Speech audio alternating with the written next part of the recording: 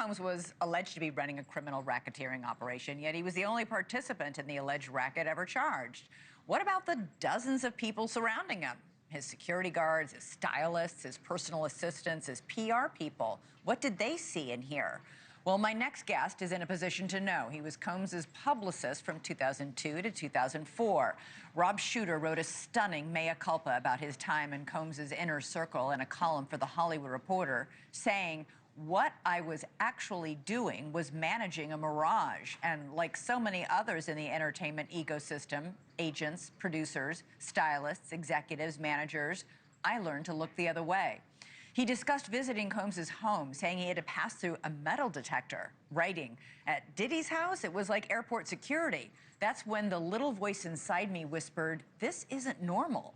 I ignored it. There were guns everywhere, big guys with blank expressions who tracked your every move.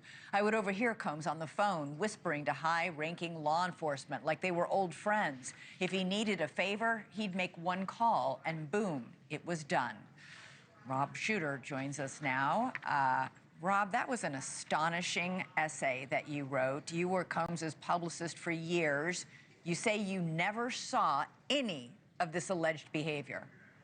Yeah, I didn't, and I've watched this trial very, very carefully, but I did want to ask myself the big questions. Did I not see it, or did I want to not see it? And I think that's something that a lot of people can relate to. We've all had a terrible boss. We've all had a boss who has not treated us very well. We've all had a boss who's done awful things, but does it cross that line, and does it become illegal? And I think we found out today by this verdict that no, that is not the case, at least with the major crimes that he was accused of here. I was saying for a long time, Elizabeth, that as shocking as today is, it's maybe not surprising. Puff has been in many trickier positions before. He seems to always slip out some way, and I think he has again today. You write that you actually learned to look the other way, to ignore the red flags. You wrote, "It's astonishing to see what we fail to see when fame is in the room." You ignored all the signs that something more sinister might be going on. What were the signs? Yeah, when I wrote that, I was really talking to the jury, and I understand what it's like to be around celebrities and how intoxicating that is. There was things around Puff that were just not normal. I represented other big stars, Jennifer Lopez, Jessica Simpson, Alicia Keys. I never saw guns. I never had to walk through a metal detector. I never saw a bank quality counting machine in the living room. A money counting machine.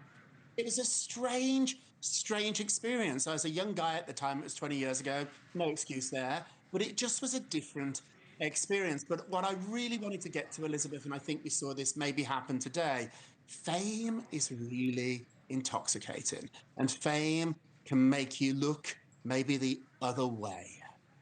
Yeah, the women who testified against Combs say part of the reason why they went along with what he asked them to do was his fame, was his power, and that they were afraid of him and what he could do. And I'm thinking about what you wrote about him on the phone with police like they were old friends. Yeah, it was dangerous. It was scary. We saw what happened here. When people say, why did Cassie not try to leave? She did. We saw her on video, Elizabeth. And we saw what happened. When she tried to leave, absolutely. And so I'm stunned at this verdict. Your panel before, who are legal experts, I am not. They do not seem to be quite as stunned by it, but I'm actually absolutely shocked. Thank you for watching. Subscribe below and download our NewsNation app right now on your phone, and you will get fact-based, unbiased news for all Americans.